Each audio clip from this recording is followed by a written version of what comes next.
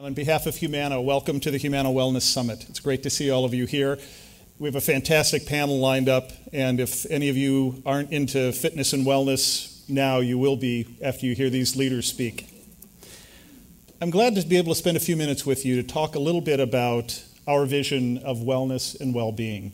And I think as the title implies, I want to impress on you that now really is the time to get engaged in wellness personally and as companies. I think we find that lifestyle changes, healthcare reform, and business realities really make now the right time for wellness to be a focus. I've also added the title Willing Wellness in the Workplace. Not just because it gives us WWW, but because the workplace is a great leverage point for everyone to get involved in wellness. Most of us spend most of our waking hours in the workplace, and many of our lifestyle choices come out of our work colleagues and our work habits and our nutrition habits during the day at work. I think also I use the word willing in two different ways. One is the sense of how to get somebody willing to engage in wellness programming, but also in the sense of wellness as a choice, as a willful choice, something that we can all will for ourselves, for our employees, and for our colleagues. So I want to concentrate on willing wellness in the workplace. I'll begin with a definition of wellness and well-being. I think you'll find it to be quite broad and encompassing, and one that Humana tries hard to implement in all of its programming. I wanted to give you a few facts about some of the realities of the business of health today, as well as the financial impact of health on businesses. I want to look at some of the challenges that wellness programming and healthcare provide to all of us as employers, as well as look at some specific workplace scenarios, just to run through some numbers, which I'm sure many of you are familiar with, but I think it helps put a context around what wellness can do for us. And then talk about some specific opportunities and a specific new paradigm that Humana is trying to put in place to help all of us achieve well-being. Humana's definition of well-being is really, again, a full spectrum and all-encompassing one of living happily with a balanced sense of purpose, belonging, security, and health. And by health, we mean really a broad understanding of health, not just physical health, but also mental health and spiritual health as well.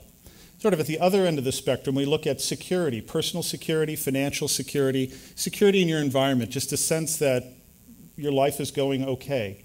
And in between there, a sense of belonging, so a sense of being part of a community, being part of a family, just a place to be, as well as purpose, a reason for living, a reason for having a job, getting up in the morning, having a job, a reason for promoting various activities in your life. We think all of these are important components of well-being. It goes beyond physical health, though we'll spend a lot of time talking about physical health today.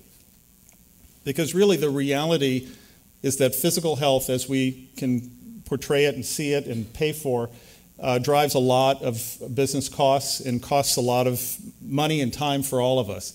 Focusing again just on the health component of well-being and focusing even more tightly just on cardiovascular or heart disease, we see numbers like $475 billion in annual costs of heart disease just in this country alone.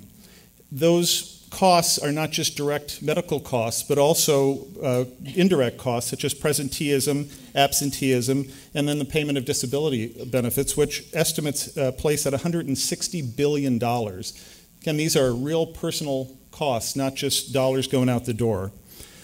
Those dollars also represent productivity losses, which may represent up to 10% of a company's payroll. And all of this combines to higher premiums, greater direct healthcare costs, as well as these indirect costs that are really spread among all who work, employers and employees, and really everyone in the community as well. And we can see, we're all familiar with numbers like this over the last decade, dramatic increases in premiums, dramatic increases in workers' contributions for their healthcare that really we're all feeling and seeing today. It makes now the time to engage in wellness. And what's even more important, I think, with respect to wellness, looking again just at the health component, but a full conception of health, we see from some studies that over 75% of these healthcare costs and productivity losses that I've mentioned come from lifestyle choices. choices that we all make every day to live a certain way, to allow our health to be a certain way, to allow our well-being not to be all that it can be. Turning to some specific examples, to look at some cost drivers of some of these numbers that I'm talking about. If we've taken a hypothetical company of 5,000 employees, a financial company, looking at national numbers for obesity and overweight, we would take those 5,000 employees and find that over 3,000 of them are obese or overweight. Furthermore, we'd find that obesity can cost as much as $1,351 a year per employee just for obesity and overweight. Some studies have shown that $200 per BMI number, the BMI, the body mass index, basically your weight for your height. The higher up you go, the larger you are, the more your healthcare costs are. And for each increment above 25, which is considered the higher end of normal, can cost $200 in medical and pharmaceutical costs every year. For that hypothetical company of 5,000 employees, $4.2 million can be attributed to obesity and overweight. Looking at one of the consequences of obesity and overweight, diabetes, we would find about 400 people with diabetes in that group and many more with risk factors for diabetes. Many of the 400, by the way, would not have been diagnosed yet. But even so, those costs can exceed $1,100 annually per employee, again, leading to almost $500,000 in costs, again, related in large part to lifestyle choices. Looking at a smaller company with some similar related but different healthcare conditions, high cholesterol and stress, if we had a group of 500 employees, we'd find that 112 of them had high cholesterol. Again, most of them wouldn't know it. On average, that would cost almost $900 per year per employee, which would roll up to almost $100,000 in additional medical expense. 215 of those 500 employees would be considered high stress. They would have emotional and behavioral and mental health issues related to stress, oftentimes in the workplace, but sometimes beyond, and that those conditions would add $764 annually per employee to that company's medical costs, rolling up to over $150,000 per year, in additional medical expenses.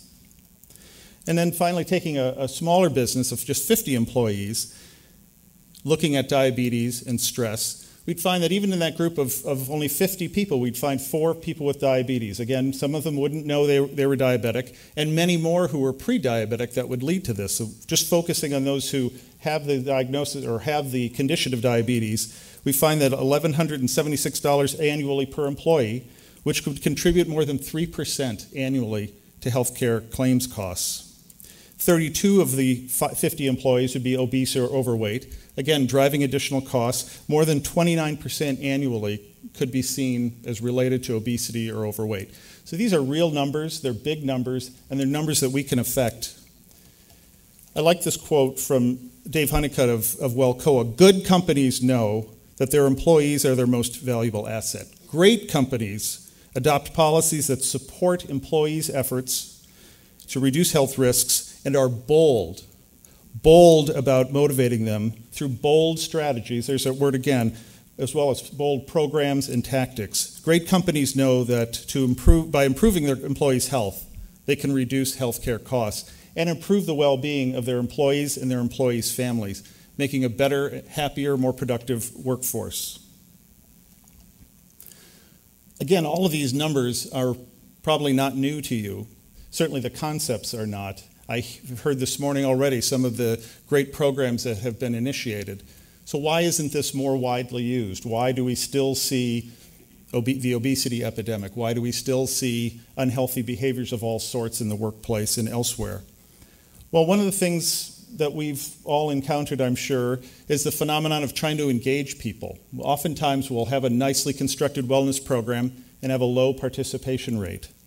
I think some of the barriers that, and we'll, I'm sure, hear more about this morning, include things like not having a well thought out and well integrated wellness program. Things that are unclear, programs that are disjointed, lead to lower participation rates. Additionally, patchwork offerings, things that happen sporadically or that aren't tied into your benefit design, for example, or don't take into account the workforce's workflow, will lead to unsustainable outcomes if you get any outcomes at all. Furthermore, as I alluded to in some of the case studies, many employees don't know what their risk factors are, and some programs fail to really incentivize or encourage people to know their numbers, for example, to find out what their BMI is, to find out what their cholesterol level is, to find out if they have diabetes or are have risk factors leading to diabetes. Most importantly, I think, oftentimes these wellness programs don't fit into the company's culture. They don't make sense to the employee. They aren't bought into by the CEO and by management, and they aren't bought into subsequently by folks at the front lines. And without that cultural buy-in, without that cultural creation, most wellness programs will fall short of the goals that are set for them. In addition, the changing healthcare environment. We live in a time of great healthcare stress, really, not just related to healthcare reform, but many other things going on, of the dislocation of the healthcare workforce and the consolidations that we're seeing in various healthcare markets are really making us all very uncertain about where healthcare is going. And I think that makes us shy about investing in wellness and other things that are related to healthcare because we don't know what's going to happen. We can't predict their outcome. And that leads to the sense of the lack of proven ROI. And I'm confident that the panelists today will talk about the kinds of returns that they're seeing. And they're not always immediately quantifiable. They're not always just dollar for dollar returns, but larger well-being returns that you can see and feel and find out in your workplace. Finally, I think a lot of wellness interventions focus on one or the other aspects of individuals. And we're all whole people, and we have not only physical needs and physical health issues, but mental health issues, behavioral health issues, stressors, and other things that go beyond our physical or even mental health into, again, senses of purpose, belonging, and security. And a wellness program that's going to be successful is one that touches on all of those aspects. So again, I think that we all can agree that now is the right time and that wellness is the key opportunity. Just a word about healthcare reform as we again go through the uncertainty even this week of where the law is going to end up. I think regardless, we're going to see expanded access to healthcare, which is really a good thing, I think we would all agree. But with that expansion comes additional challenges to engage people in wellness opportunities, to make them better, not only consumers of healthcare, but better stewards of their own health and wellness and well-being. Within the healthcare law, there are credits or motivations for expanding wellness programming, to give healthcare cost discounts for wellness programming. So we'll have to keep an eye on that, but that's something that is clearly in the minds of those who are trying to shape our healthcare policy.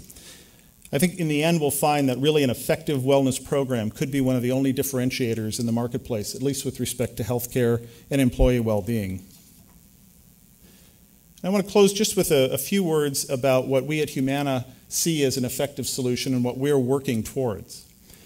Really the key is integration, pulling together all the various touch points that we have with our employees, making them make sense, making them drive to a personal pathway towards health and well-being.